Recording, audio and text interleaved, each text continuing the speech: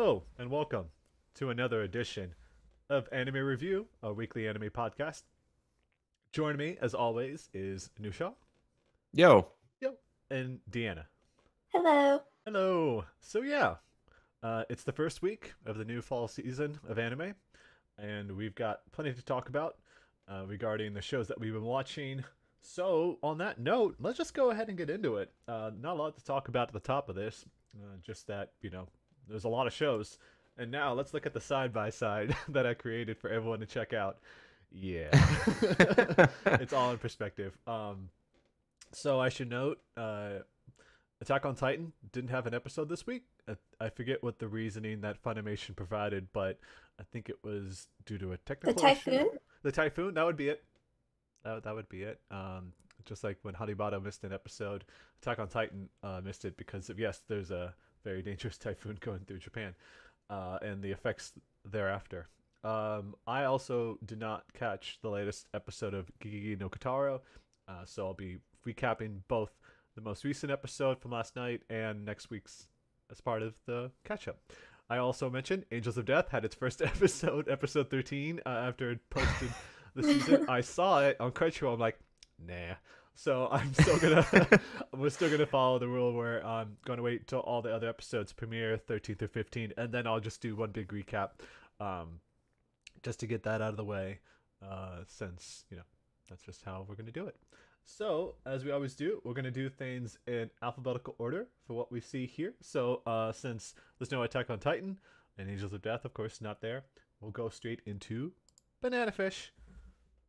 So Deanna, looking pretty extreme, this thumbnail that you've got. What's going on in this episode? The evil has been slain. Ooh. Looks like Vegeta, by the way. I just want to point out. he does with the widow's peak and everything. Oh yeah. So in this episode, Ash and Arthur have their duel, and it was a very painful episode, only because Ash really didn't want AG involved, but obviously that plan fails. So I noticed in this episode that some scenes were used in the opening. So like we kind of saw this coming, but I just didn't think that they'd reuse the animation for the actual episode. So like clips of AG running to where Ash is, and the fight between Arthur and AG, or Arthur and AG, no, Arthur and Ash. What's going on? AG would get bodied. I know. So, as predicted, Arthur played dirty, but thankfully Kane, who's a total boss, he was there, and Sing's men were there too. And that makes me wonder, like, where Sing fits into all of this, because obviously he still respects Ash, but he still hasn't learned why Ash killed Shorter, so they're not exactly comrades right now. So yeah. I'm still wondering how the hell Arthur and his men got control of the subway, and like why none of the authorities bothered to immediately step in as soon as the shooting began. But I mean, I guess that's plot armor. It's always something like that, yes. Yeah. So I guess everyone is gonna be in jail in the next episode, because by the end of it, everyone got arrested. So. I But mean, that's how'd you just Mob feel? Boss, yeah. So. Yeah. How'd you feel, Nisha? Nasha. Sorry. I guess I saw you 2 days ago. Who are you? Yeah, it was a good episode. I was looking forward to this interaction between Arthur and Ash because I wanted to see more characterization for Arthur, because him and Golzine have just kind of been like the big bad guys with no redeeming qualities. And I wouldn't necessarily say he gets redeeming qualities in this episode, but they do really focus on his inferiority complex towards Ash. So like we see Ash basically tells him, I didn't really ask for any of this. I don't know why you're so mad at me. And then he has this interesting line where he goes, exactly, it's because you never asked for all of this that I hate you so much. And so to someone like Arthur, where this is kind of what he wants to do with his life, become like a mob boss and work with Golzine and everything. And then you see Ash, who just comes along, doesn't even want this life, but is able to take everything he wants, like his crew, his territory, Golzine's respect. It kind of contextualized why Arthur acts the way he does. He's still an asshole, and I'm still glad he's dead, but they did a good job of at least characterizing him in a good way. So I don't think they're going to be able to do that with Golzine because they've really established him as a deplorable asshole, but we'll see what they do. Awesome. Yeah, I mean, it'd be interesting to see what happens. I assume in the end, it'll be just like the finale of Seinfeld, where they all show up in a jail cell together, and that's fade to black. I assume that's kind of where things are going. It's just that, you know, once everyone else intervenes, that no one is going to look like the good guy in the end of it. But we'll have to find out, I guess. Moving on to that, into something more wholesome, which I guess Banana Fish doesn't have the wholesome message on it. But let's talk about Bloom Into You, the lovable relationship that's blooming in front of us. What was the first episode like for this show, Deanna?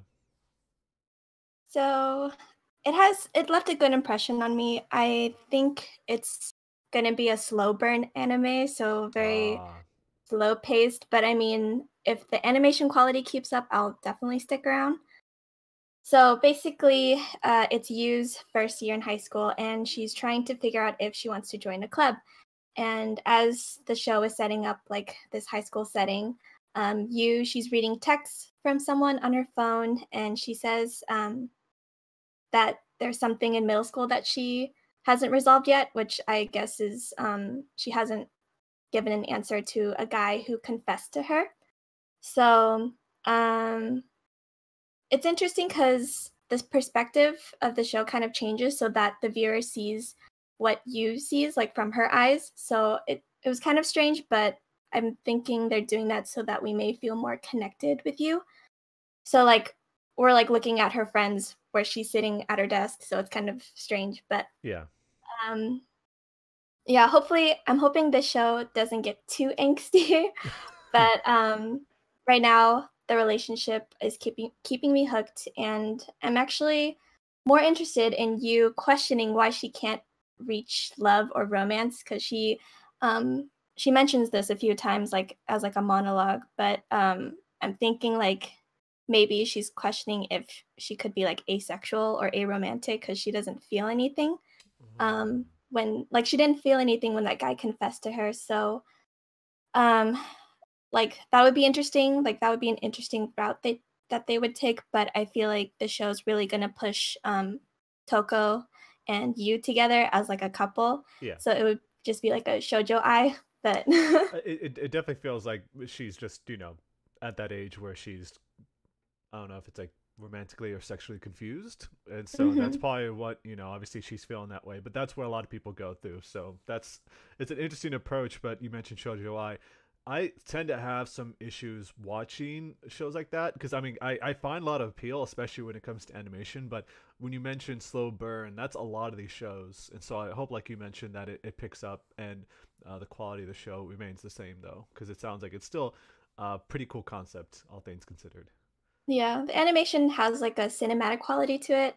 I like how they focus on like the minor details of certain scenes. Like they'll have a shot of cups and other trinkets in the background, and like it gives them a lot of substance. Like they're just not blurry or anything. And then with that, they have like quiet piano background music playing. So it was really nice. The Kazi-san. Yeah. Which we found out, by the way, that is coming out on Blu-ray on November 11th. I think we talked about last week, and it's up for pre-order. So I think I'm going to lock that in, speaking of which. All right, so let's move into something more high octane, and that's a double-decker, Doug and Kirill. And so, yeah, we're in the second episode. I talked about the first episode last week, people who didn't tune into that. And so the whole setup for this episode is pretty funny.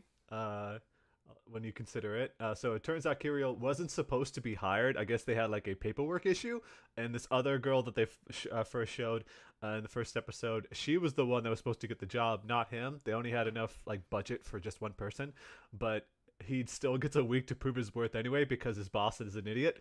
Like he sets this whole thing up like a classic like cop style, like buddy cop style, where he's like, I know what this is. you want me to prove myself, I'm going to do it. I'm going to be ahead of this. I'm going to tell them that I'm going to be, I need to prove myself, prove my worth to be able to stay in the squad.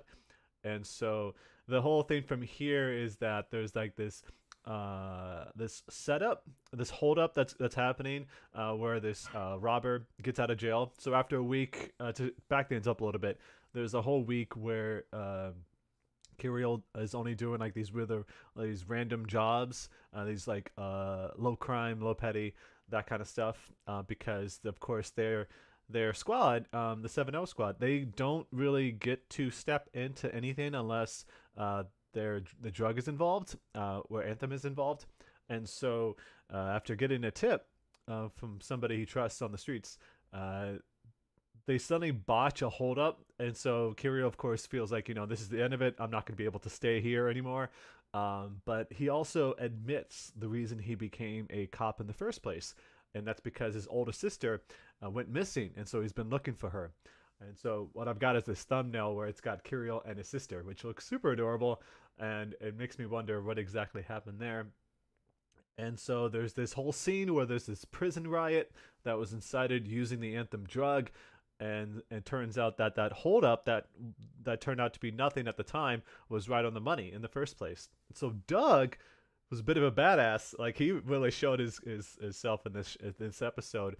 He has a high level of intuition. And so it is revealed that the person who started the prison riot went into overdrive, which meant he could physically mutate, which I thought was like a crazy thing that happened. And he gave himself a handsome face as a result. And so he basically put a disguise on him. And I guess physical mutations come in many forms. But then we also get Doug's own motivation for why he became a detective. And that's because he wants to rid the world of poverty and classes. That was a pretty cool touch. Made him look even better. But, at the end of the episode, no surprise, Kirill gets to keep his job after all. It's a pretty wholesome episode that really establishes the humor of the show. And I'm already super hooked into this whole season. So what did you think about this, Deanna, this episode? I'm definitely glad I was convinced to watch this because it's got its own charm apart from Tiger and Bunny. Like I mentioned last week, the show is winning my heart for its LGBTQ and diversity representation. Yes. So you can already tell, like, I think in the ending animation that there are two of the members. They're probably in some sort of romantic relationship. So I don't know if the show will touch on that or they're just going to use it as like it's just there. I don't know. But I really like Kirill and Doug. They're an interesting dynamic duo. Like, yes. Doug, he is such an odd character because I noticed that he taps his temple when he's thinking, and then like he explains things at an inconvenient time, and like Kirill points this out. And then Kirill is such a funny guy, but like he's also an idiot, but in a good way. So I'm really enjoying the show. Yes, and they're really playing up his looks, Kirill's looks, to the crowd. So I am also really enjoying this, and I can't wait to see more of it. These episodes premiere every Sunday, by the way, so just like Hanebado does, we'll just be recapping the previous week's episode every time, so just so people know that we're not going to rush right into it. Last week was kind of an exception because the show had originally premiered back in late August or early September or something. All right, moving from that, let's get into... sorry, there's so many shows that we're watching. Gintama, Silver Soul 2. Deanna, what's up with this image? You gotta explain what's going on in this image. Okay, so you can totally leave it to Gintama to have a week where they show a series episode, and then the next week we get a stupidly hilarious one. So Hijikata, he is back, and he is with Mob Cop, and they're trying to follow Gintoki to see like what he's up to. But in the process, they almost get caught, so they decide to disguise themselves as mannequins in front of this clothing store.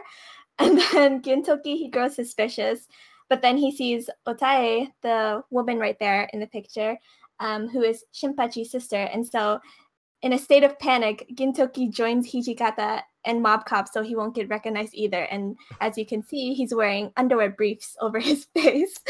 Classic, yes. So it was just a bunch of stupid humor, and then the whole like dun dun thing that I mentioned last week from the preview, Yeah. it was actually used as a gag for this episode. Oh, of course. So there was a reason for that, and it was just all around funny, but just so dumb. And then for the rest of the episode, we see a lot of the women of the show come back, and one of them is Sachan, who's kind of like this shinobi, but she's a masochist with her huge crush on Gintoki. Right. And then so Gintoki, he wears like a Takasugi disguise, and so Sachan's like questioning him, like, where is Gintoki and stuff, and then like to threaten him, she manages to poison him with laxatives. So Gintoki has to find like a bathroom the entire time while he's chained up like a dog, and like she's like trying to walk him and stuff through the city. And yeah, it's just, I don't know what else to say about this show. That was a flip from last episode, it sounds like. Yeah. That is Gintama, folks. That is Gintama. All right, well, on that note, let's go from Gintama to a more serious show, I guess, this episode. And that was, of course, the final episode of Hanebado. I'm going to really miss this show. I had a great time with it. So, yeah, as you'd expect, given that it's the final episode of the season, they cranked the animation quality to 11. And after a while, they used only sound to illustrate the scene. And I've never quite seen anything like it before. It was pretty amazing. It wasn't just, it was like, whether everything was put into like a black and white scene with some color, kind of like Sin City style. But they also had just them breathing while quotes were going across the screen. It was pretty awesome.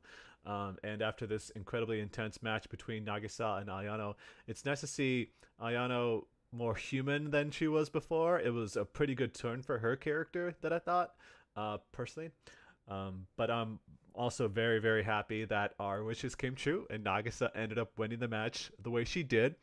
The coach did make that comment before that she has the stamina and the strength of her male counterparts, and I thought it was great that they really displayed that, even after they all put their all into it, and the outcome was very impressive. You can tell Nagisa, of course, this wave of emotion came over her, and she couldn't help but just, cry from all the effort she put in, finally being able to beat her longtime rival after being, shut out in the previous tournament that they were both involved in.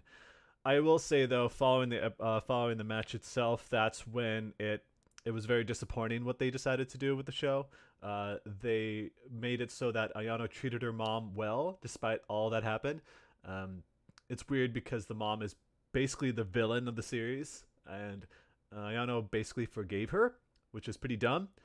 But in the end, it's the only mom she has, and at least Ayano recognized how important Elena was to her withstanding all that. So even Elena got, some recognition for being able to put up with everything and having to take kind of the brunt of her emotions. I assume during that whole period, Ayano vented to Elena quite a bit. I still feel, though, Ayano needs to go see a therapist after all this, because it's weird that she hasn't gone to that yet. But, all things considered, the one other thing that I will mention that I'm pretty disappointed is that the whole thing with Connie was never resolved. And oh my god, yeah. Yeah, I was like, where the fuck did she go? I know, she Yeah. was her. You never saw her at all in this whole arc. You know what really bothers me is that they kind of hinted that she's okay with Connie at the end when she has the little whale trinket attached to her bag. That's a stretch. It's all that I don't know. That's She already had the trinket though, right? Like that was something that broke and then she got a new one. Wasn't that like the whole? No, didn't Connie buy it for her or win it for her or something, and she like tossed it away. Oh. And what I don't like is that they made it like an off-screen resolution. Like I wanted to see her speak to Connie and be like, "Hey, I was kind of a dick back there, but we kind of just got this like lingering shot of the whale keychain on her bag." Maybe because of course this is such a diversion from the manga. And the light novel, that maybe they just ran out of time and they just realized too late that crap, we don't have any way to cover this up. But there is the Inner High tournament that's coming up, and that is covered in the manga, of course. I actually almost spoiled it for myself because I looked it up and I saw that looking at the chapters when I was checking out the manga, because I figured, the show's over, might as well read the manga and see how different it is, because we talked about how it's more focus on the coach rather than these two characters. That they do continue on, and so maybe they'll do something with that. But yeah, that was kind of the two disappointments, is that they made the mom feel her character was resolved after I thought that, since she wasn't really involved last week, that they treated her the way they should have, but they made her seem human, which is not the case. She's pretty inhuman, all things considered. And then yeah, the issue with Connie. So what do you think, Nusha, since you kind of chimed in there a little bit? Pretty much the same as what you thought. I feel like the game was done really well. The sketchy style and like the lack of music really hammered home how important this game was. Uh, they also, yeah, like you said, they really ramped up the animation, like a lot of rotoscope moments and like really impactful hits, like the smashes all looked amazing. Oh, Nagisa looked badass. It was incredible. Like She did, yeah. darting in between the whole mat. Like they didn't really repeat any keyframes or anything like you kind of saw last week. So this was, a lot of it was completely original for this episode, which was amazing. Yeah, and like you said, her winning was like that cathartic end. I really needed to end this on a high note. Oh yes, so happy. Like you said though, I don't know, everything they did with Ayano still kind of rubs me the wrong way. Like it was so quick and forced, and her just forgiving her mother without like a what the fuck moment kind Oh, of didn't turned mention me away. the part when they're in the gym and she challenges Nagisa. I was like, oh, Ayano. I was like, oh, fuck you. that's, I that's terrible. Like, she's just recovering from the hospital. He's like, you want to have a match? And it's like, she's got that look. I'm like, you don't deserve this. I will say I do like that the cockiness kind of stays. Like that's part of her character. Yeah, it's not Like like an alien that was abducted, like yeah, was pulled out of her. It's like, no, she's still kind of that person, which okay. this was always what she was. This Yeah. wasn't like she just was an asshole. This was kind of part of her. This was inside her the entire time. Yeah, which is, yeah, I But guess to be fair, that's it's not. I think that's a good thing, because yeah, so many shows just to pretend like it's a switch that flips off and then they're completely back to normal. At least they made it look like, she's kind of like a few degrees lesser than she was. She's more understanding than she was, but she's still kind of that person, which I guess in this type of environment, the highly competitive environment, you kind of need that. So I get that. definitely, yeah. But same thoughts as you. Really, the game was great. Everything aside from the game was hit or miss for me. Everything with Nagisa was great. Everything with Ayano was meh. Fair. Deanna? Do you guys think it would have been better for Ayano's character if she had just quit badminton altogether at the end? At the end of it? Maybe, maybe not, because I think that, even if she decided to quit, it would be this whole like redeeming arc where she comes back to it at some point. I don't know. Like her just quitting after losing a really, really, really close match, like just a couple points with Nagisa. I think that it'd be better if she continued on and just learned, like she basically paves her own way and finds her own kind of path to becoming a great badminton player that isn't so hinged on her mother. And so I think that it would probably do her character disservice if she just straight up quit, I think, because honestly, it's also sort of like therapy for her in a way, because she learned so much fighting, going against Nagisa, that if she quit that and after the whole thing with her mom, I don't know like what it would do for her psyche, honestly. That's my opinion though. Yeah, it just feels like this whole time we've been seeing how toxic badminton has been for her. So I just kind of want her to be happy in like a different environment for a bit before she jumps back into badminton again. I don't know. I mean, we did say only assholes play badminton. I mean, that's one of Yeah. the titles, so it's only true. But yeah, I totally get what you're saying, because they, at least what they showed with like the boys, for example, they'll continue on into college and play it. But Ayano's she's still like a freshman, right? So I don't know. Maybe that'll be a setup for another season. Guess we'll find out. So yeah, just a great show, so much great art, and just yeah, I'm gonna really miss this season, and I hope that they do come back, because in any case, we talked about when we first announced the summer anime that we were showing. This is a show that's been in the works for many years, and the studio and the creators behind it, like they've been really working to try to pitch this as a show that people would want to watch. And I've heard from several people that they have taken up or will take up badminton as a result of showing off like how cool this is. It's the same effect that people had from like watching, like we're gonna talk about it in a bit, like Run with the Wind. People want to take up jogging, or like take up biking, anything, swimming. So I think that it's a pretty cool thing that this was able to work out for the best, despite some of our misgivings. I think it's great to see that they were able to see this through, and the final episode with some of the shows where that kind of is where it falls apart. I think that even with some of the issues that it had, it still, for the most part, was pretty smooth sailing for them. So that's good to see. I guess when you only got one core, it's easier to do that than say like 26 episodes or something. Uh, yeah.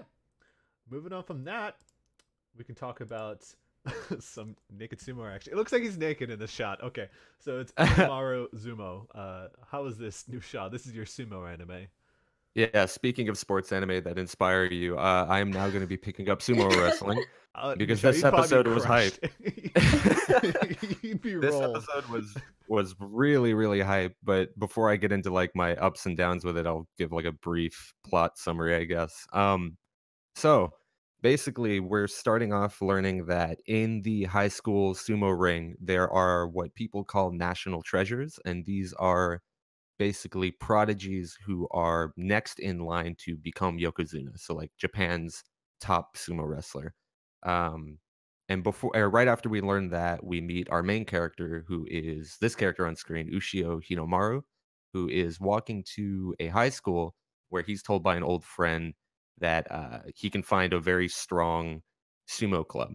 And when he goes there, he basically sees this tiny dirt ring made by hand outside of the school, where he sees Ozeki, another sumo fanatic who's just practicing outside on his own.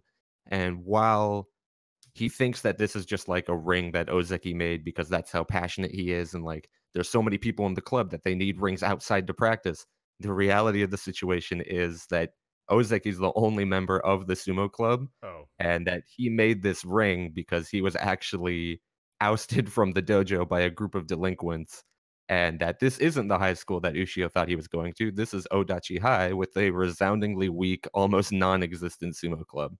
And so Nice. later, he ends up leaving, trying to find the school that he was actually going to, but he actually runs into the same high school again because we've got that same trope of the main character's bad at directions. And so he comes back and he notices that the dirt ring is actually dug up and desecrated by the same delinquents who took over the dojo. And so basically, this ring was all that Ozeki had. And seeing this kind of enrages Ushio to challenge Yuma, because this is a sports anime, to a duel. And Yuma basically tells him that if he goes through what they call the human sandbag, which is this like hazing tradition they have, where if he takes 10 minutes of punishment from Yuma, then he'll win the duel, and then Yuma will give the dojo back.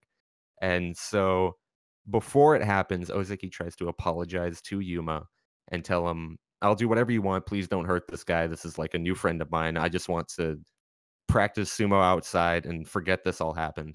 And Yuma tells him, we'll forgive you if you give up sumo. And he's just about to do it until Ushio shows up.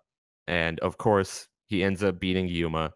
And as he takes off his coat, we see that his body's actually like riddled in scars. And we learn that because Ushio was born with such a short stature, he kind of had to practice twice as hard to wrestle with these people who are 3 times, 4 times his size. And that actually in elementary school, he was considered one of these national treasures.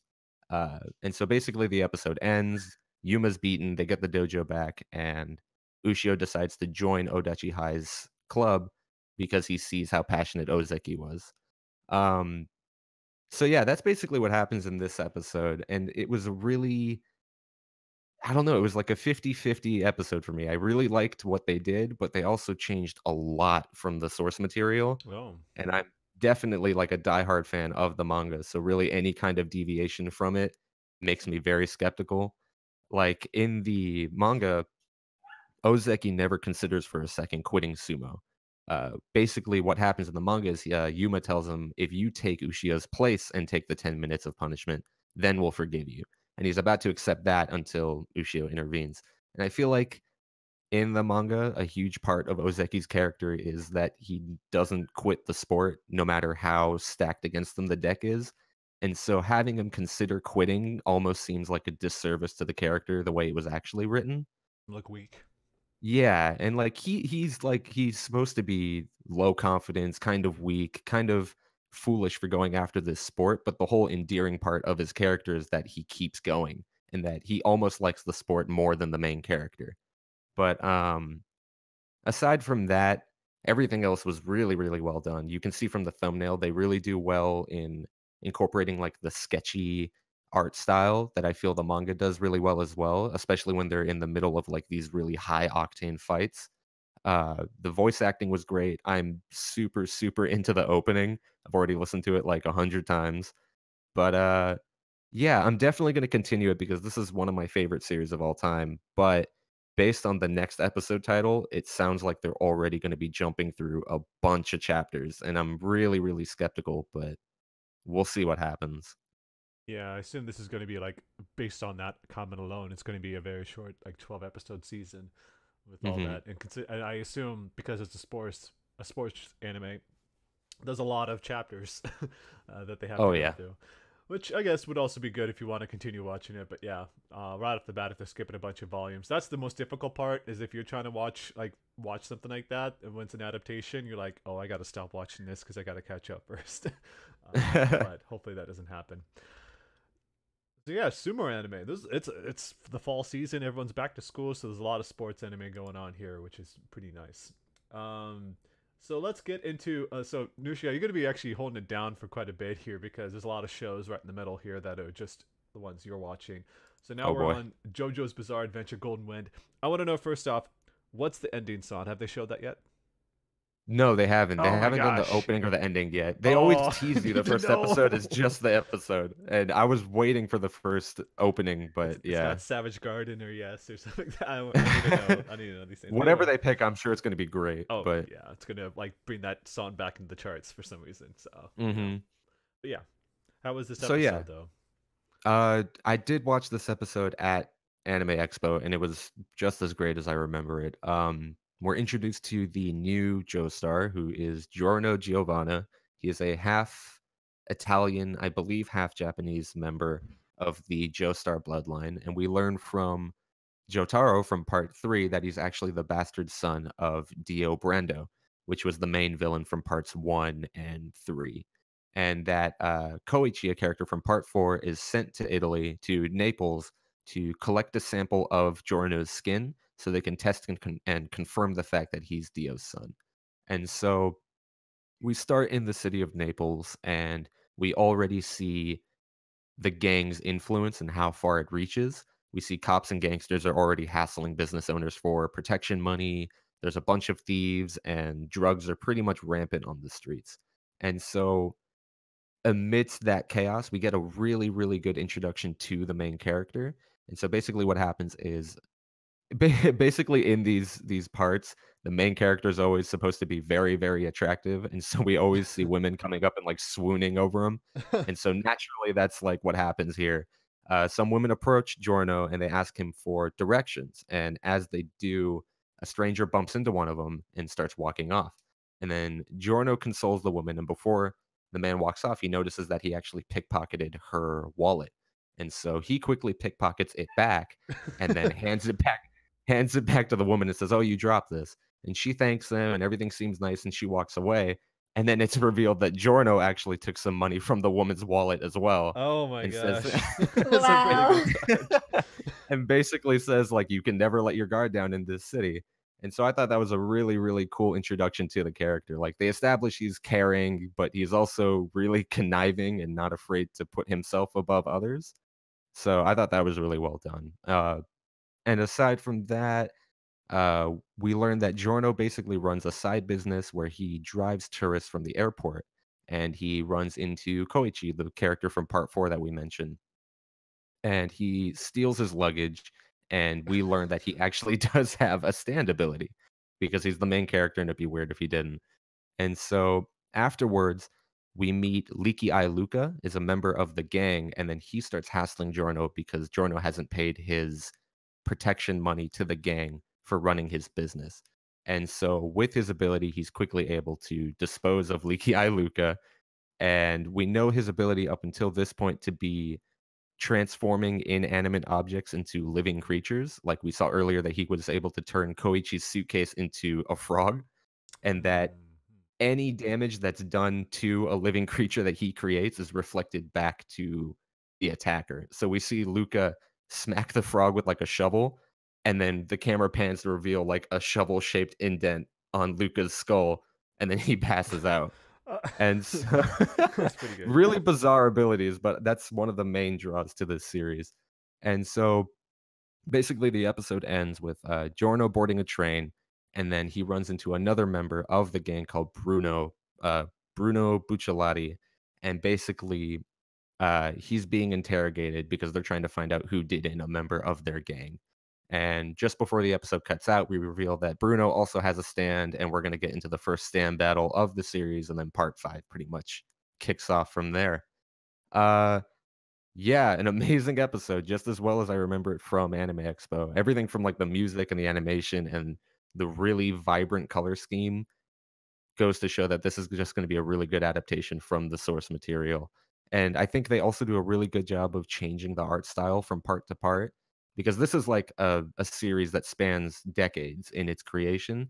And so naturally, we saw Araki's art style change as he wrote it. Like characters went from being these giant beefcake men to kind of effeminate looking and more sleek in their features. And Yeah. we see that transition from parts 3 to 4 to 5. And so I'm really interested to see how they continue that trend. And this is also one of my favorite parts, so I'm beyond stoked to watch this series. Yeah, it's great to have a character that isn't always goody two shoes, because he is the offspring of Dio, so he's got to have some of that, as you mentioned, conniving blood within him to take advantage of situations when he sees them. That's going to be pretty nice. I look forward to your reviews on the future episodes, because it sounds like a fascinating show.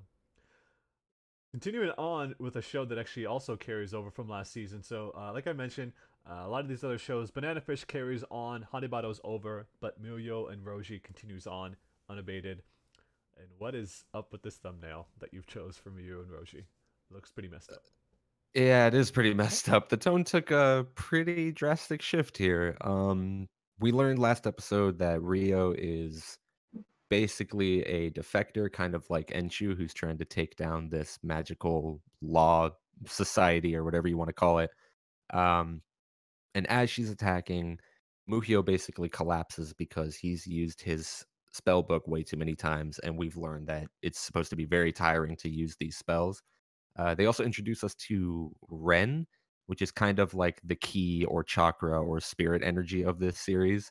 And basically, Ren is what these executors use to cast spells and pass judgment on spirits. And so, usually, what executors will do is they'll leave a tiny bit of Ren left so they can just sleep and recover. But when someone overuses their spells, they actually deplete all of their Ren and they're completely incapacitated. And so that's basically what's happened to Muhyo.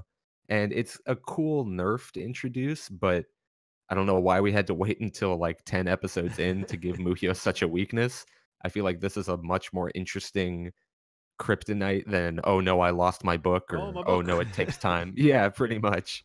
And so that was interesting, but I wish they introduced that a little earlier. So aside from that, we get a little more backstory on Rio, who was Biko the Tool Master's teacher.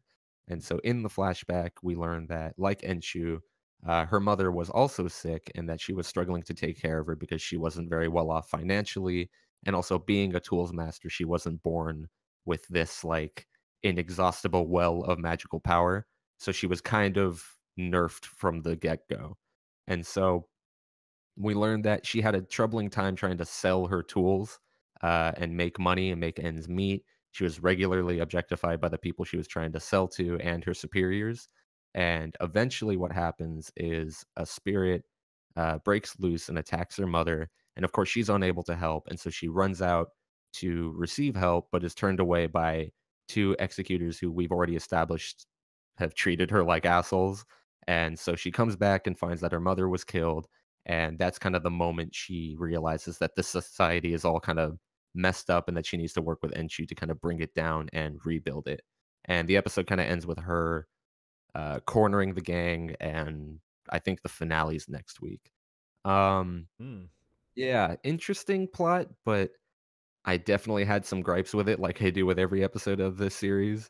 One of my main beefs with it was when her mother was attacked, she runs over and asks two people for help, and these are the only two characters in this episode that we've seen treat her like shit.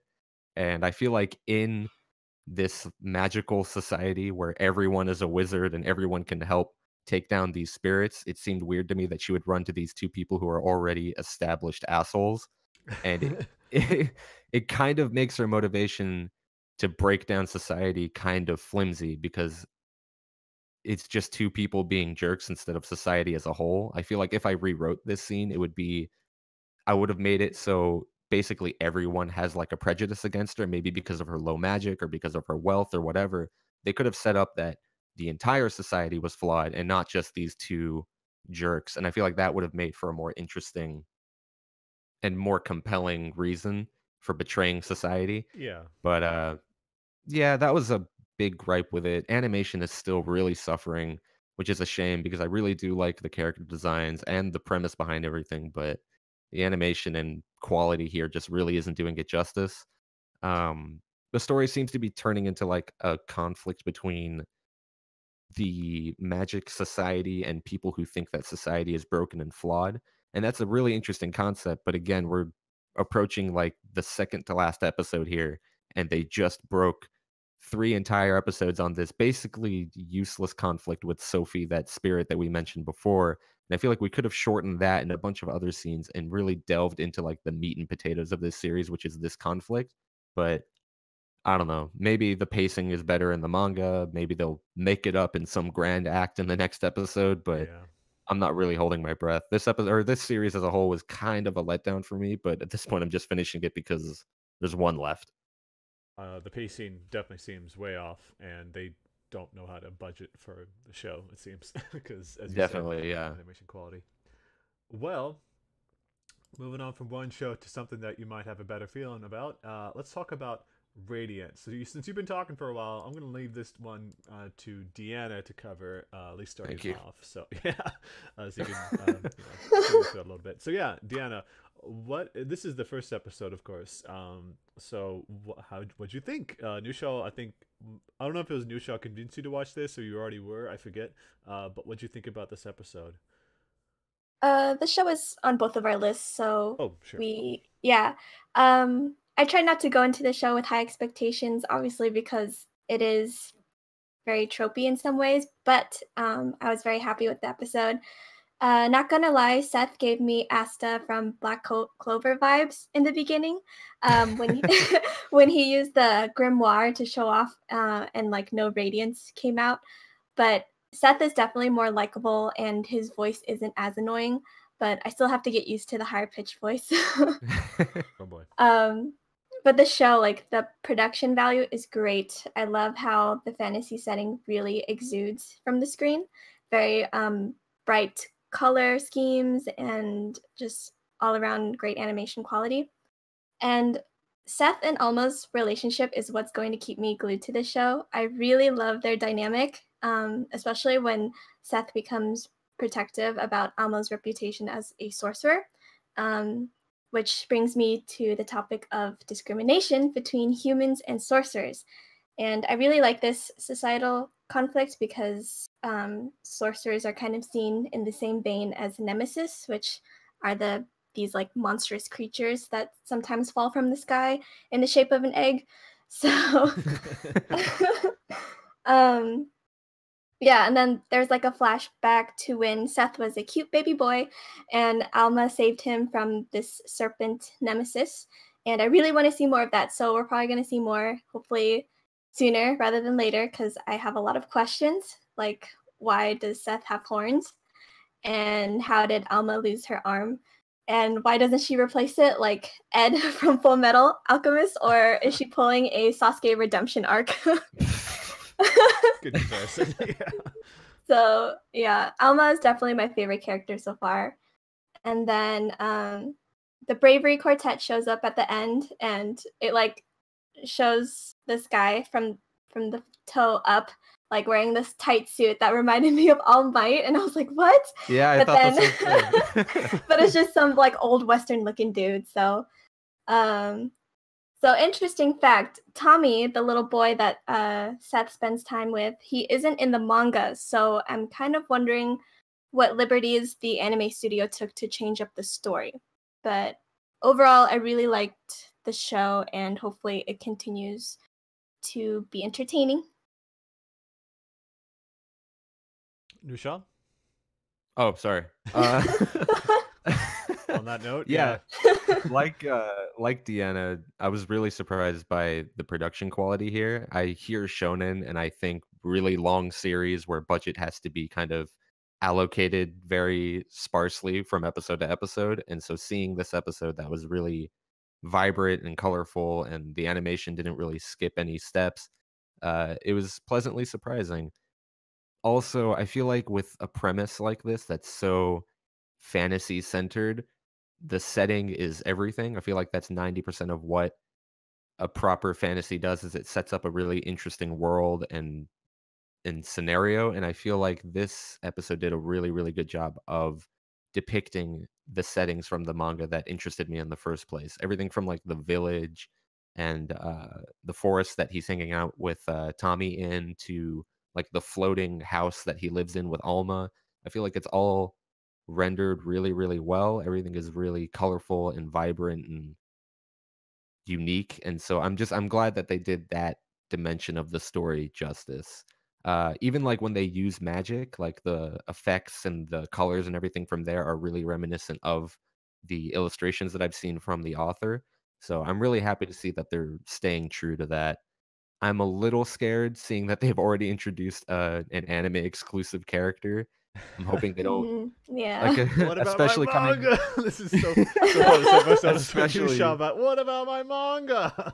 that's gonna be a theme for this season, because especially coming off the heels of Zumo, which made a lot of changes from the manga, I'm a little skeptical, but it didn't seem as egregious as a change as that one. So I'm still really excited. I'm sure this is gonna be a great series. Yeah, it seems pretty cool. Like you guys talking about it and seeing a lot of the shots. I looked up some more of it during this past week, and yeah, it looks really cool. Definitely a standout. So, move on from that to another show that I can finally start talking about again. This is the English title of the anime that I was talking about before, Seishun Buta Yaro, which in English is it's a longer title than that, but Crunchyroll is putting it as Rascal Does Not Dream of Bunny Girl Senpai, which once again doesn't really illustrate everything about this. So I would say I was thinking about it, and I would say the setup is kind of like not in terms of the story concept, but just the presentation. It's kind of like Kokoro Connect. I don't know if either of you saw that show, but it's like high school drama. Like it's a little more deeper into the drama aspect of it all, with some funny moments, like some very lighthearted, sometimes pervy moments. But that's kind of how it is. So the whole thing here is that while visiting a library, Sakata, who is the boy, meets a girl who's dressed in a bunny girl outfit named Mai Sakurajima. And she's walking around seemingly invisible to everyone but Sakata. So she's just like kind of waving at the patrons and trying to see if they can recognize her at all. And then she walks up next to Sakata and just kind of stands there and notices that, oh, you can see me. Huh. That's so I was expecting a much bigger reaction, but she's like, yeah, okay, you can see me. And apparently Mai is a celebrity who's been kind of acting and everything like that since she was just a little girl. And after she realizes he can notice her, she kind of calmly realizes as much and just tells him to stay away from her. And I think that kind of really strikes the tone of the show early on, that this is not some like really over the top comedy ecchi or etchy or anything like that.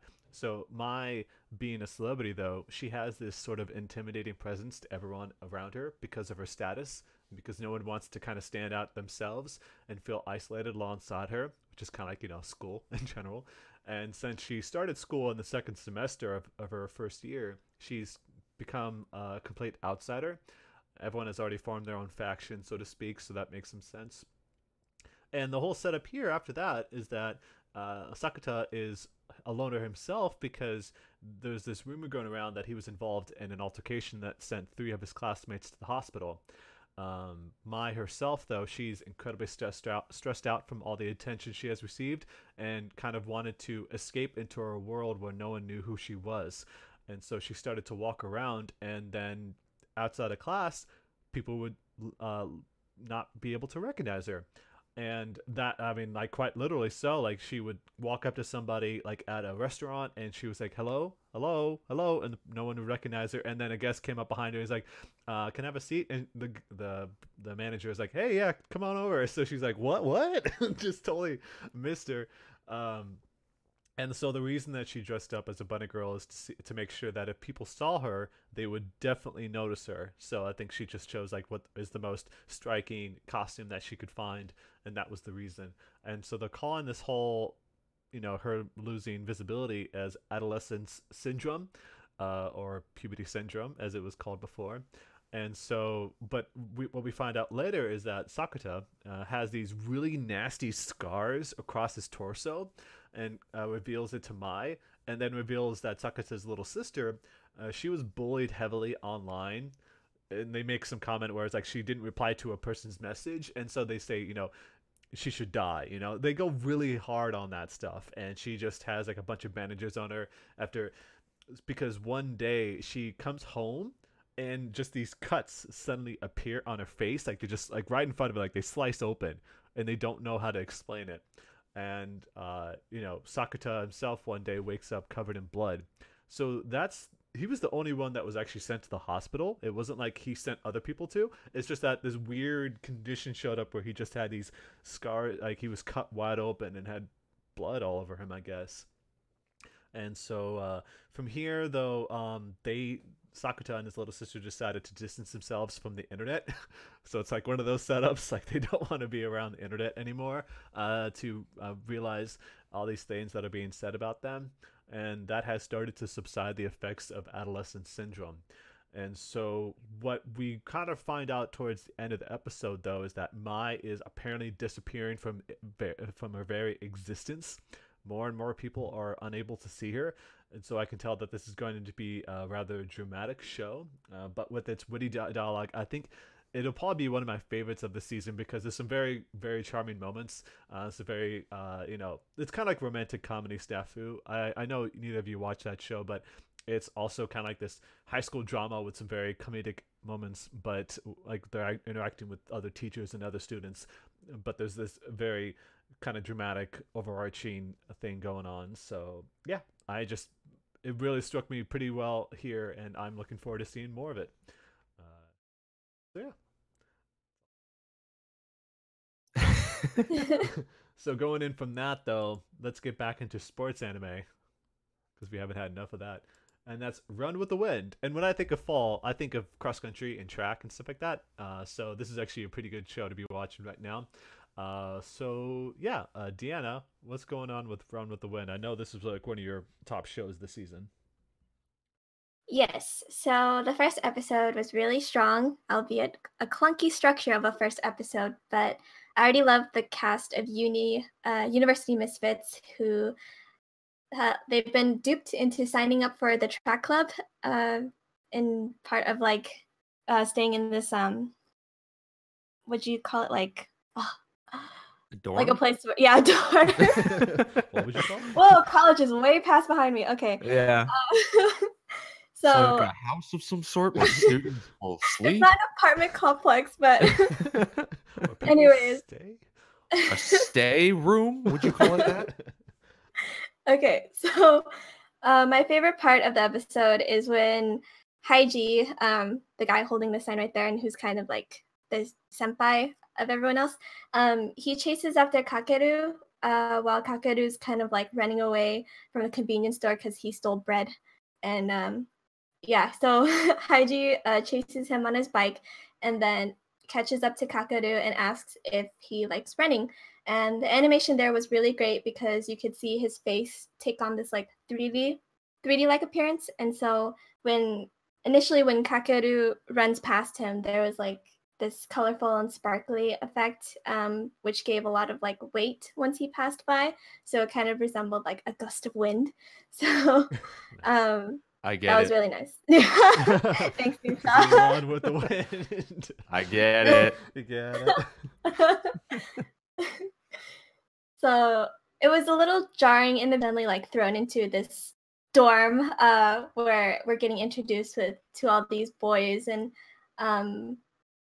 like then we step back and then it cuts to like Haiji trying to find the last recruit to the team, and then we see Haiji, he has this nasty scar on his leg, and that will definitely be a subplot because it's been highlighted like a few times.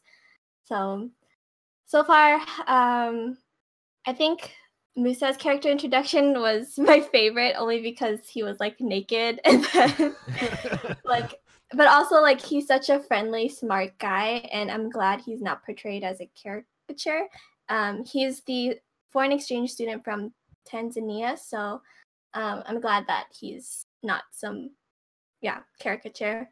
And then I love the opening and ending. I think Production IG really has a thing for Unison Square Garden doing their openings for their shows. So I'm not complaining. yeah, I really like it. So Mhm. Yeah. Is it my turn? Yeah. yes. Yeah, this is great. We're going so smoothly. I'm used to Zach introducing it. Sorry. No, you're good. I'm not trying to blame you. Take I'm the trying to blame you. initiative. Oh, okay. Yeah, I really like this episode as well. Like the diverse cast, like you mentioned, of these like college misfits all being down on their luck and just trying to find a place to stay. And we see Haiji take advantage of that and trick them all into joining this club, which I thought was a really neat spin on the typical, hey, come join the dying club sports trope. The Speaking Dying of, Club. we just had Welcome one to of Dying those. My favorite. I would sign up.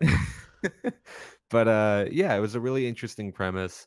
I'm huge on this whole Haikyuu / Welcome to the Ballroom style that they're going with, and I'm also a big fan of any kind of soundtrack by Yuki Hayashi.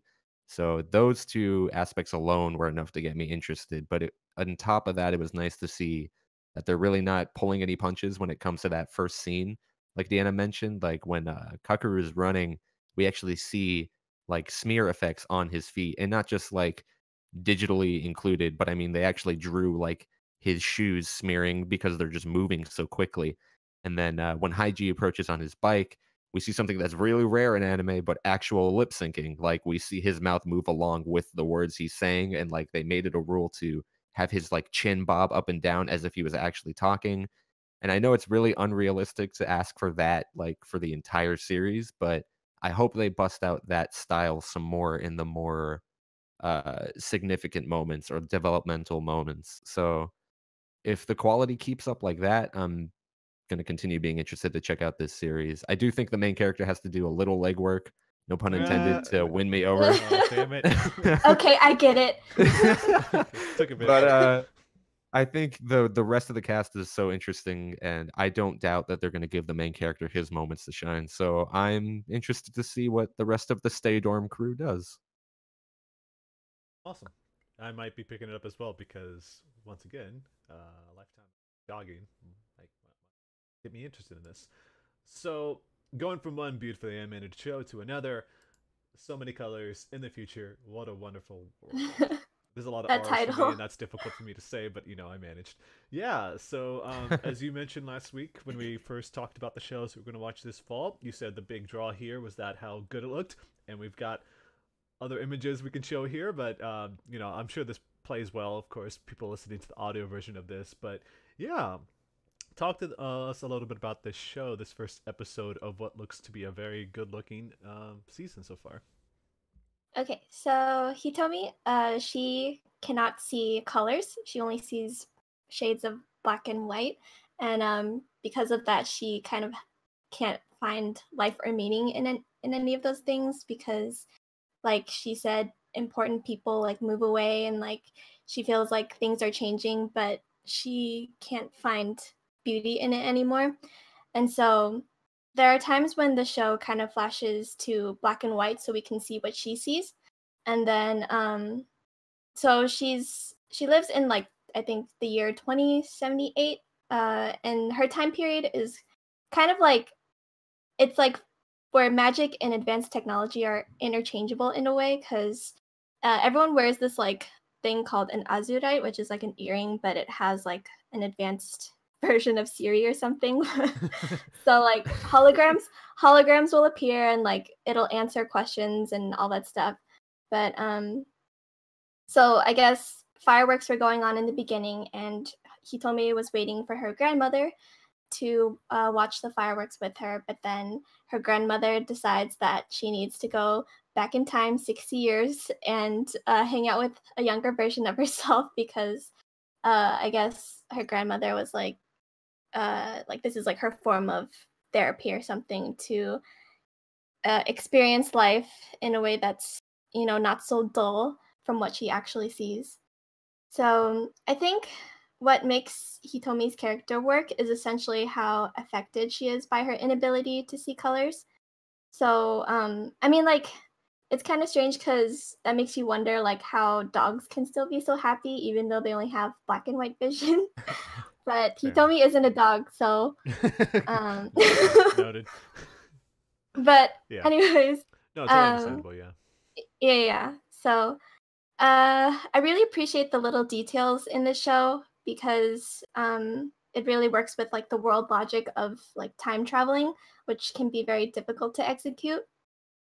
But like there's a scene when Hitomi lands in the past or like 2018 and she can't open a window because there's a lock on it. So she's always relied on her Azurite to help her out. So I really like that they included that detail. And then she also questions like where she is and stuff, but the Azurite only responds saying there's network traffic, so she has to rely on a physical map to find her way around. So so far I'm pretty impressed with the show, but I'm hoping the characters are really fleshed out and that the interactions are genuine. The kids that Hitomi meets in the past are part of the photography arts club, so that'll be very interesting because it's very like visual centric. So so Hitomi, she at one point she's able to see colors when she meets Aoi, this guy who draws on a tablet, and like while she can see colors for a brief moment, her surroundings become very crayon-like. So that image that you see right there. So she's like overwhelmed and stuff, and she like has this like little spin or whatever, and then it jumps back to like Aoi going like, "Who the hell are you?" like, and she's like standing in front of him like with her arms out, and then her world like goes back in black and white. So yeah, Sounds a little so tragic, a little bit. Yeah.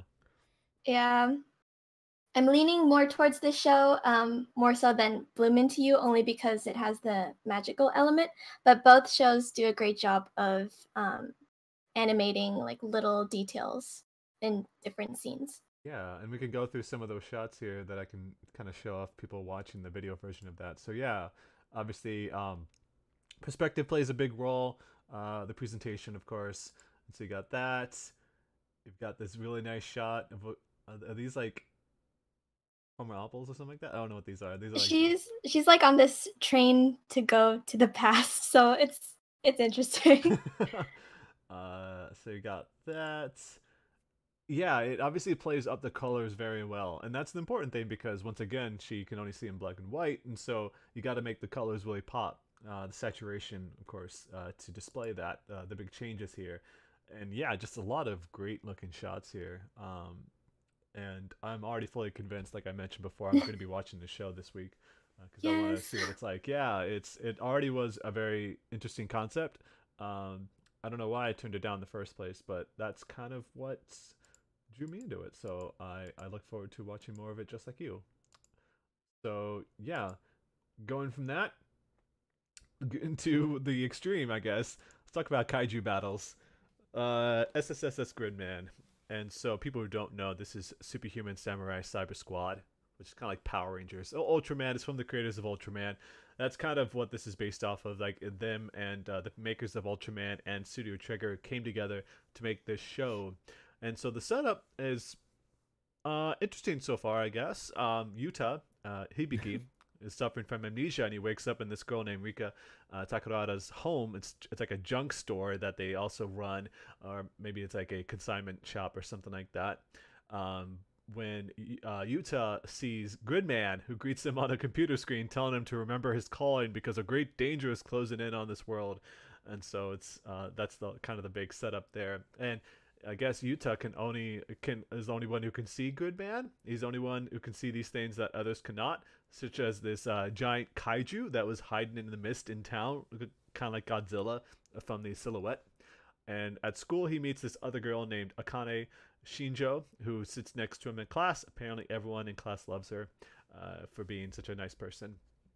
And it looks like that we're kind of immediately introduced to either who could potentially be a villain or who could be very much like on Yuta's side, because he sees someone from across the street when they're walking home, and he's got this very dark look about him. Like he's got these like very either that or he's like super tired. He's got like those little like bags under his eyes.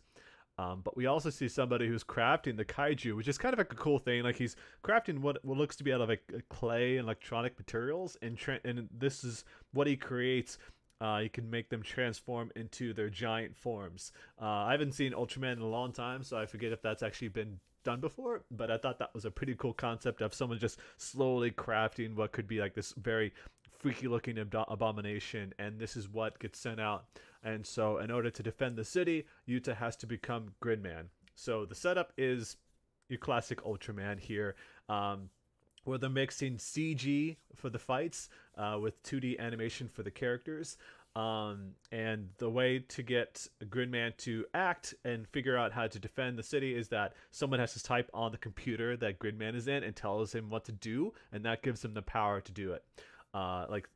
Aim for this particular weakness. Like this one was its neck was coming apart, and so that's how I can defeat it.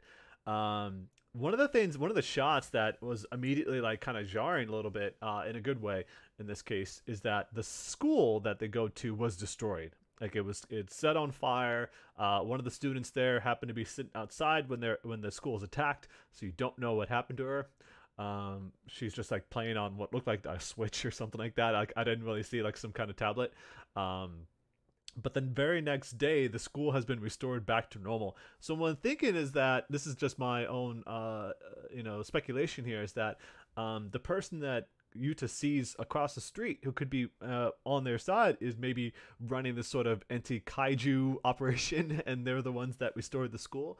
I don't think like magic is at play where everything goes back to normal, like nothing happened, because I assume millions of people still died. They don't really talk about that in this episode. Like the whole city was destroyed, or at least big blocks of it. And so I wonder if they're ever going to talk about that, because they're acting like nothing happened, and it looked like something did.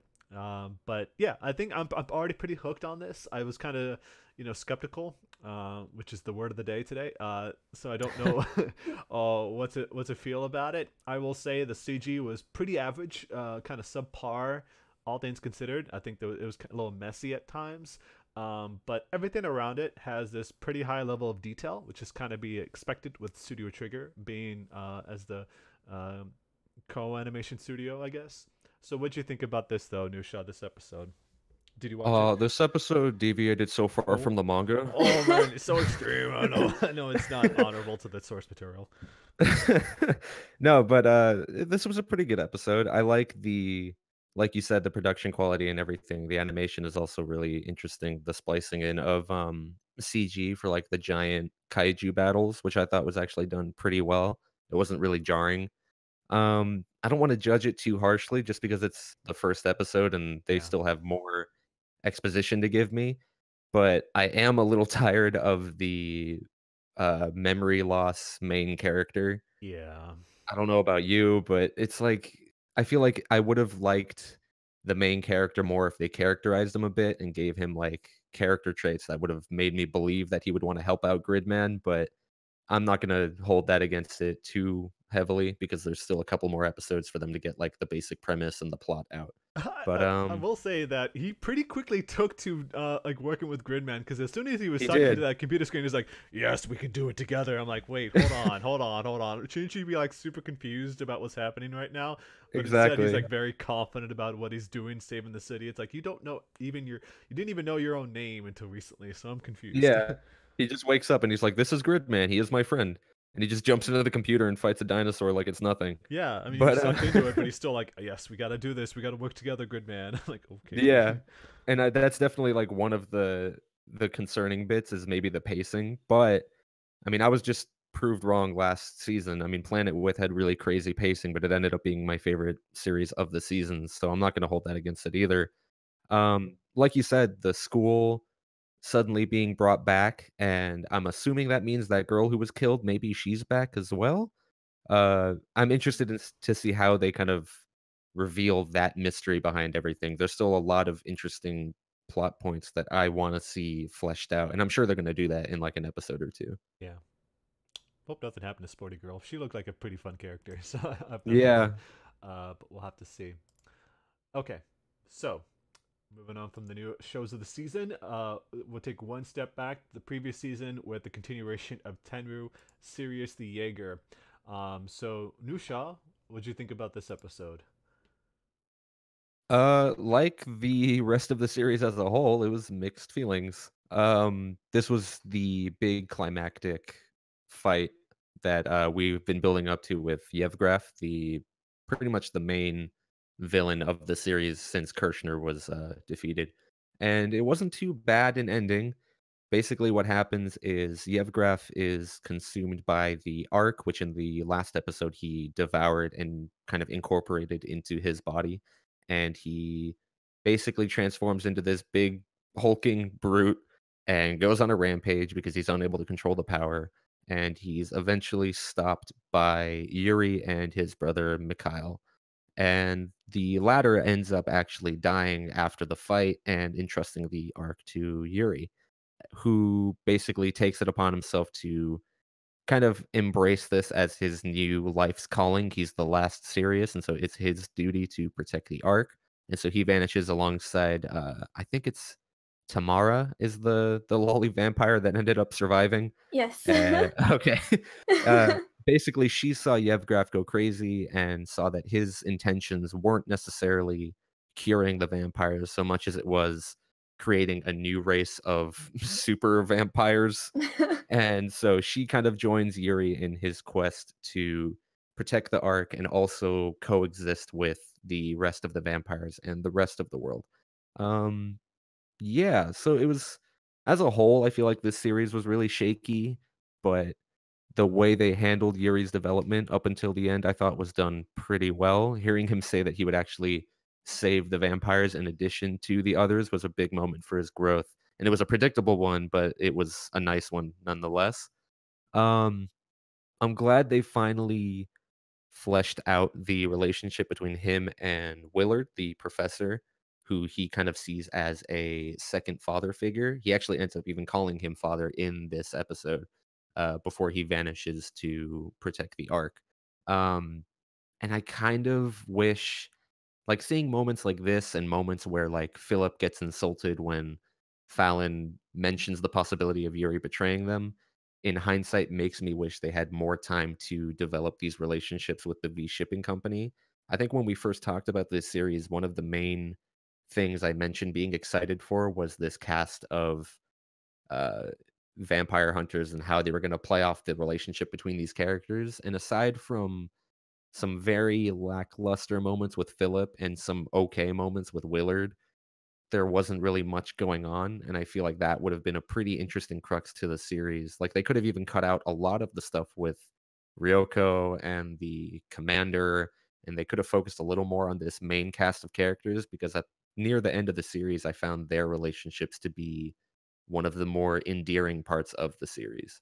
Another huge gripe I had was what happened to Yevgraf in this episode. I feel like the entire series they played him off as this cool, calm, calculating bad guy, and in the end, he he just becomes this big hulking brute, and he can't even speak or vocalize his thoughts. He just lets out these like grunts and groans and cliche lines like "Why you?" and "I'll destroy you" or whatever, and it just kind of ruins this character who is so cold and calculating and like just kind of creepy, and he just becomes this cliched villain. Um, but yeah, all in all, the series did surprise me. I think 3 episodes in, I was so ready to drop this show until they proved that they were willing to break the notion of this typical vengeance quest, and I'm glad they did that because I ended up really liking Yuri as a character. But yeah, solid show start to finish. Not start to finish, maybe just finish, but Finish. I don't know what you thought, It's a Deanna. finish. Yeah, I agree. I have mixed feelings about the show overall because some things they did pretty well, and then others it just fell flat. Like Yevgraf's character, and then like I think we talked about it, but I feel like they could do with another season, but then again, I feel like they didn't do much with some things in the season, like more action or backstory for the V shipping company. I feel like they were just constantly either saving or following Yuri's ass, so they didn't get enough screen time. And then more agency with Ryoko, even though like Nisha, you said like maybe she shouldn't be in the show at all, but I did like that she decided to study business at the end, and that she kind of has more control of her life, and she's not just like following her dad's orders or whatever. So I just don't want her to feel like her worth is based on if she's able to stand by Yuri's side, whatever that means. So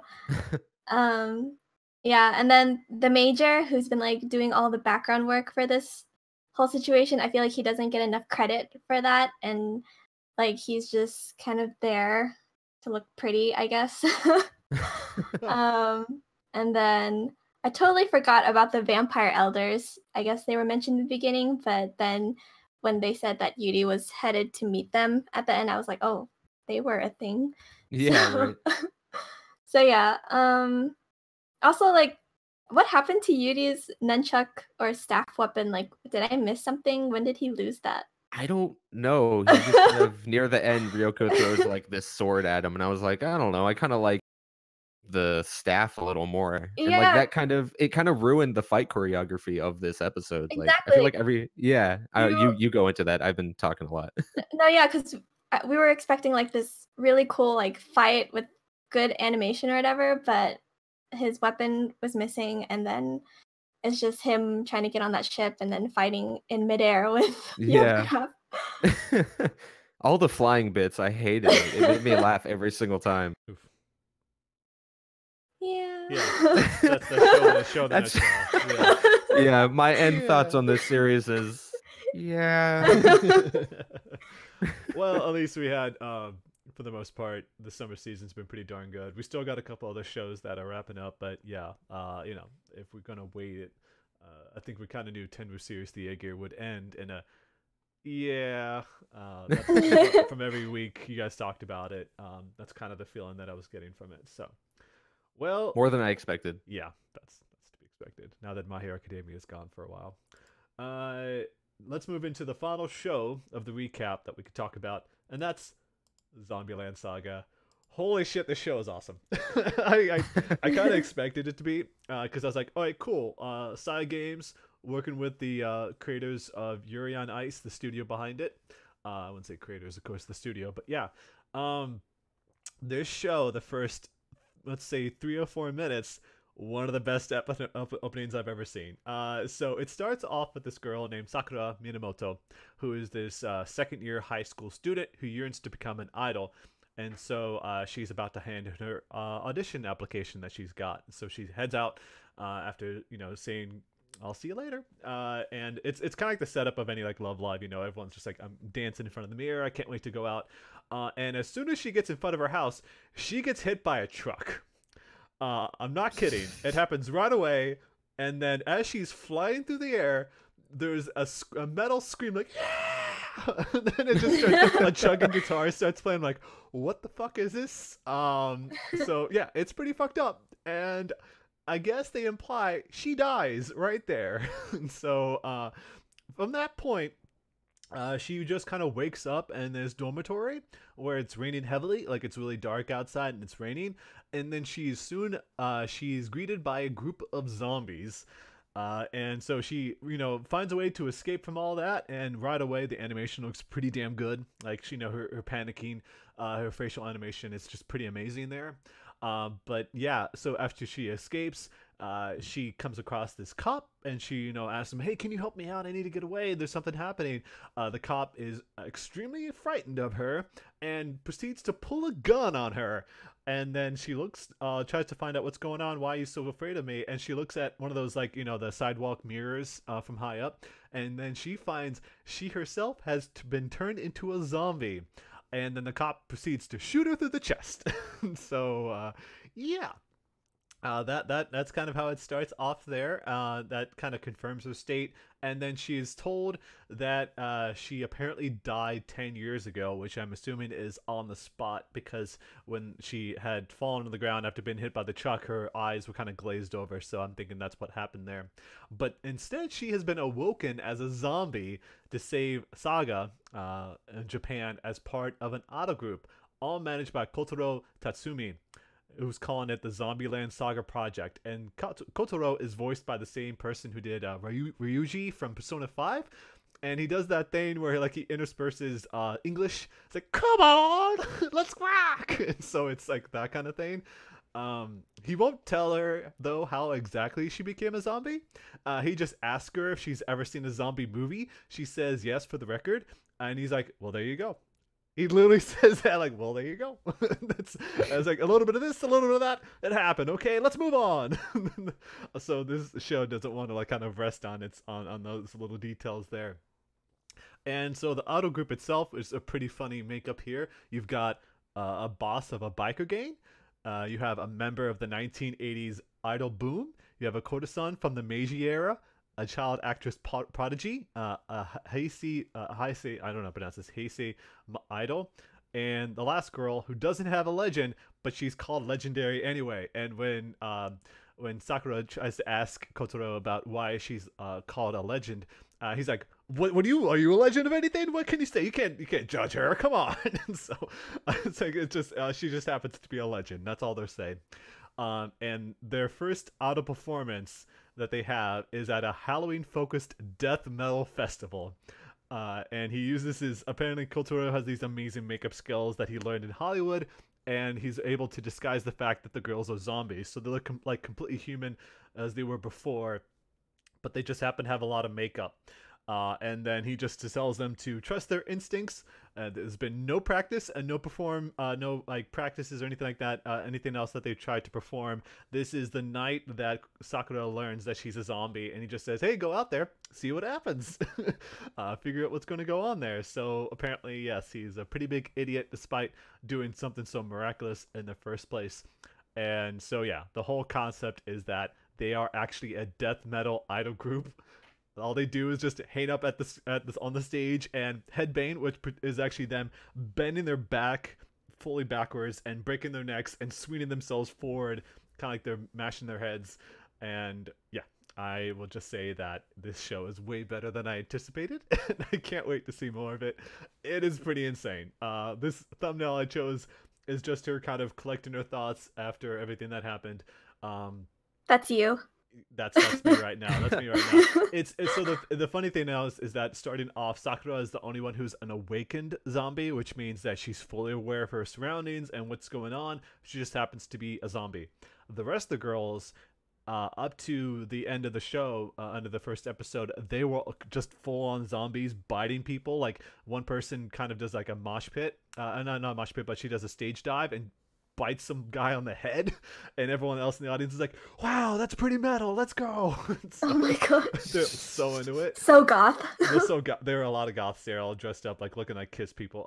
It's pretty Kiss hilarious. people. Kiss members, I should say. There's this really overweight guy. He's like, "What's going on? Oh, this is pretty extreme. I don't know what's going on." Trying to fight back one of the girls that is just trying to absolutely kill him. But yeah, when she goes back into the house that they're in, she finds out that everybody but the so-called legend, but not legend, is the only one who's not regained her consciousness. She's still a zombie.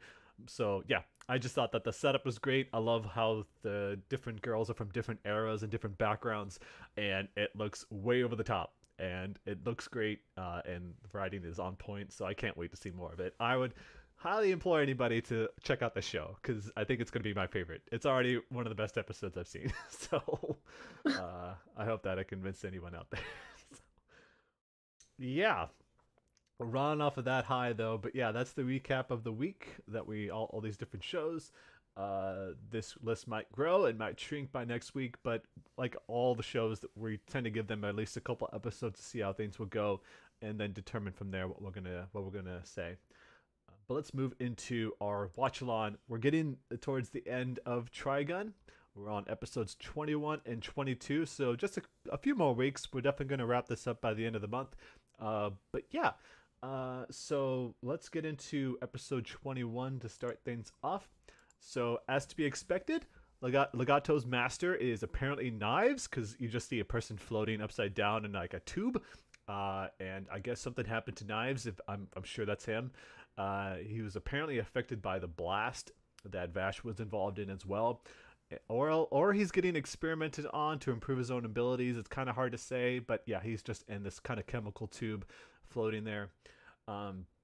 And as we found out from last week, on top of that ship, there are indeed 3 members of the Gun-Ho Guns on board. One is the Puppet Master, another is Hoppered the Gauntlet, which is a weird name, and then you have Gray the 9 Lives, which is the person that you see on this screen here, joining the fray. They all proceed to kill a lot of the people on board while heading to the 2 power plants in order to bring down the ship. So I mentioned last week I didn't know how that ship was floating in the sky like that. It's because, again, apparently they're using some sort of power to make sure it floats up there so they don't have to land on the desert planet here. And as we get into this, Wolfwood makes sure to warn Vash that he can't be sympathetic towards these people anymore. He has to kind of do what he must and kill them in order to stop everybody else from being killed themselves. So, as you'd expect, the 2 plants were eventually destroyed. They were not able to be stopped, and the ship proceeds to crash land, leaving the surviving inhabitants stranded on the planet. And apparently, as one last stab in the back, Brad, who looks like Kuwabara from Yu Yu Hakusho, he is killed by the Puppet Master, who took control of a puppet that pretended to be Jessica, looked just like her and everything, until finally he was able to, kill him with the pistol. So, very briefly though, I want to mention here that Gray, who is the giant hulking monster thing, he's actually in the manga. He's actually conveyed as 9 little people controlling different parts of the large body itself. That's actually 9 lives. Yeah, it's 9. It's not actually, that's great. Yeah, it's not like a cat. It's actually 9 people that their lives are at stake inside of it. Meanwhile, Leonov, who is the Hopper the Gauntlet, is also known as Leonov. He knew Vash. Like there's some kind of childhood knowledge about each other, and he had a lover named Isabel. So he had his own important background as well. So that was kind of like the history of those characters, but they just weren't, they weren't around that long. I thought that would have been nice if they at least addressed that, but they just kind of made it so Gray was just such a powerful being that it took him 9 deaths in order to take him down, but I guess it was just acid that eventually took him down anyway. So I will mention on the last note here is that while Vash has been pretty emotional, like he's not cried in the last several episodes, it's kind of refreshing still that someone who is immortal, like he hasn't become jaded to death at all. And so, like, a lot of the times just like, oh, he died. Well, that happens. To him, it's like, it's still very much meaningful, which I thought was it's a pretty nice touch right there. So what'd you think about this episode, Deanna? Yeah, kind of going off of that, I was kind of thinking how ironic it was that not Ash, oh my god. We're going back to Vash. I'm not the only one. Vash is this immortal being, and yet he feels so many human emotions. And like, you'd think after all these years, like he'd grow numb to it, but no, like he cries and he mourns. And I guess that's what makes him a much more likable character. And then, speaking of, just when I started to like Brad, of course he gets shot to death. They have one to moment, yeah. they have to play up this character who shows up for like 3-4 episodes only for his death to become this sort of like shock value. So yeah. Yeah, that was like the first time he actually made a turn as a character, and then suddenly he's offed like that. To be expected in this world. So what do you think about this new show, this episode? I genuinely don't blame Deanna for calling Vash Ash, because this is definitely another character going through a bunch of shit every episode. There's like no breaks for this poor character. Like just when he's about to come home and like reconvene with people he knows and loves, they just get massacred. And Brad, this character who was very standoffish, gets off just right in front of him. And arguably it's his fault for not pulling the trigger and taking care of these gung-ho guns when he had the chance. Yeah. I don't know about you guys, but the scene of Wolfwood killing the puppeteer made me lose my mind laughing. How did he find him? I don't know. He was miles away, and he just pops up in front of him. He's like, "You asshole!" And he fires a rocket. Not even just a gun; he uses his rocket launcher. A full rocket, and then the next scene is him on his back, completely stoic, like, "What's going on in this world?" I fucked him up. I lost my mind laughing. It was the funniest scene. The cut was just so weird.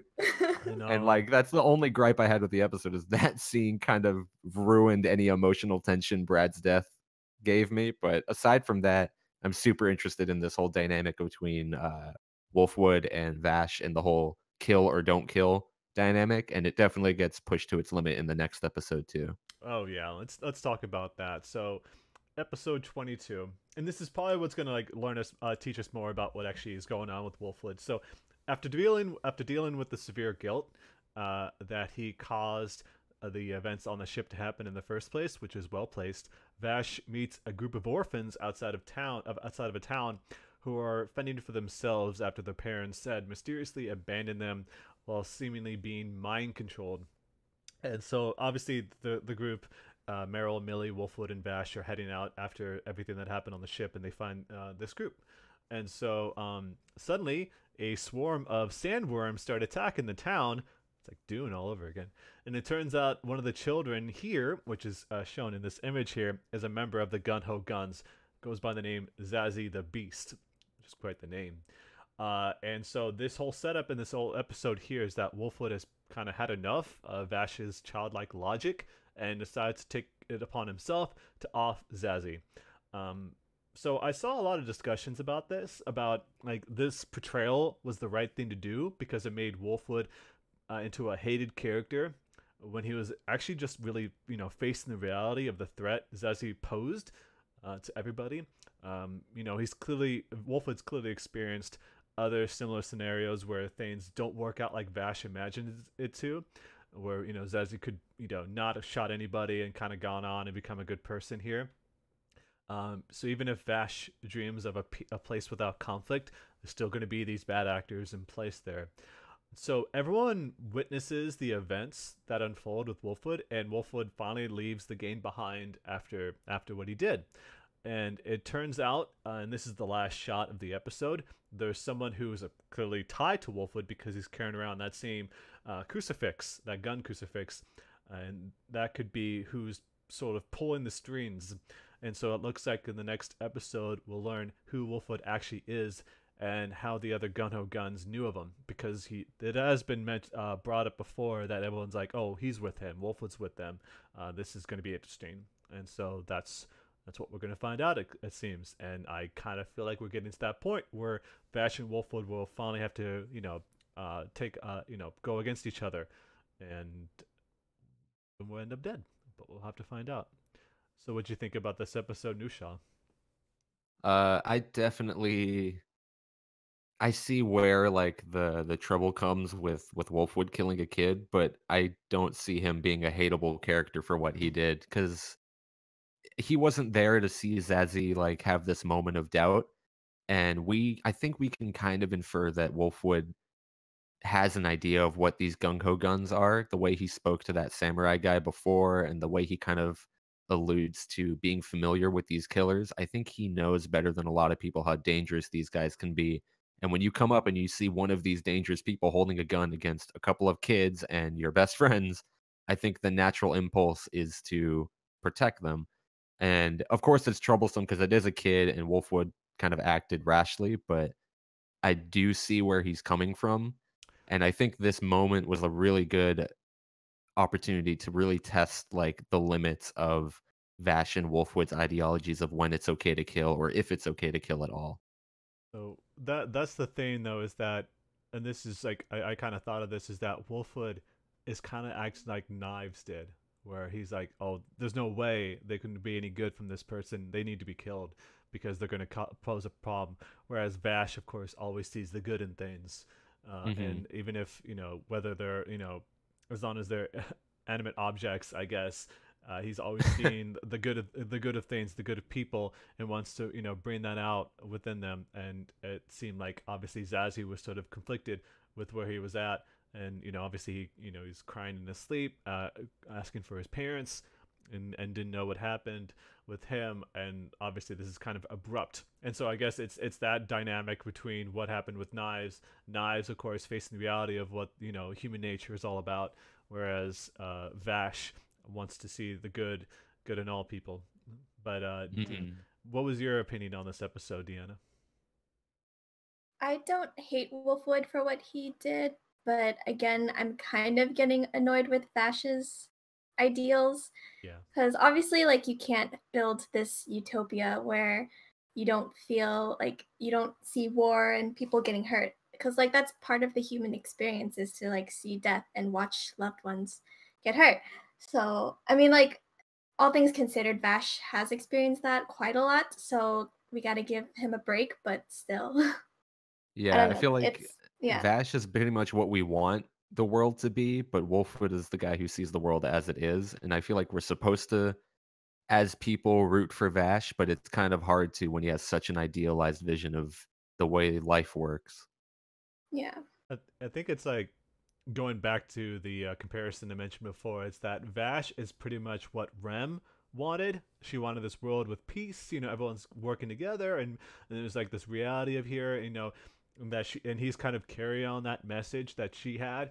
Whereas Hmm. Wolfwood is once again in the same ilk of Knives, where they're facing the reality of like you can't have this world. It doesn't exist. It's never going to exist. Um, because there's always going to be conflict, and there's always going to be disagreements, and eventually there's going to be death. And so I think that is the whole dynamic that's set up here, at least from my opinion, is that there's like this side of thinking and there's that side of thinking. Rem and Bash are part of the same cloth, whereas Wolfwood and Knives are part of this other side. Obviously from different extremes, but Yeah. I think that's part of the reason people thought that it was kind of out of nowhere with what Wolfwood did. What he did, he didn't even take a moment to sort of think about what was going on here. It's that he wanted to immediately eradicate this threat before anything else could go on further. And so I definitely see it from your guys' perspective as well. Of course, that Vash obviously is very ignorant and is very oblivious to what everything is actually going on here, and he wants to make everything right despite the fact that's going on. And that's kind of been portrayed in the previous episodes as well, like when he decided to go out and act like a dog because he wanted to anything he could to stop a situation from escalating. But for all intents and purposes, it seems like we're getting into this territory where that's a fruitless endeavor, and that everything's going to end up depressingly, I guess, where it's not going to work out the way that he envisions it to. And I guess that it means the only way he could find peace is I don't know. It's going to be kind of interesting to see where things go from here. Um, and I'm hopeful also that they once again kind of address what happened to Rem, because I'd be very interested to see what her final moments were like, because all we saw was her just being on that ship. Obviously, it feels like that was all that needed to be said, and I don't know if whether that will make it better if they decided to go even deeper around this thing. Like, I don't think they should explain something to death. I think it's probably better if they leave a little bit of mysteriousness about that, but some opaqueness. But I guess the last few episodes here that we've only got 4 more episodes after this.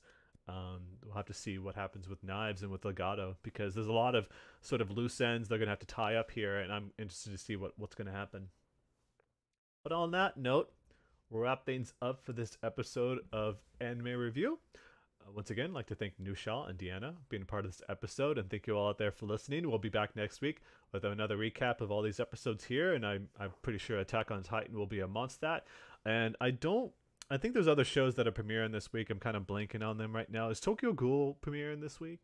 Yes. Ghoul and Karakuri. Karakuri Circus. Okay, so yeah, we'll have some more shows to talk about next week. We were able to catch SSSS.Gridman, actually premiered this morning, but we still managed to catch it anyway. And yeah, we'll have more of that next week. So thank you all out there, and catch us next week for yet another edition of Anime Review. Bye, everyone. Later. See ya.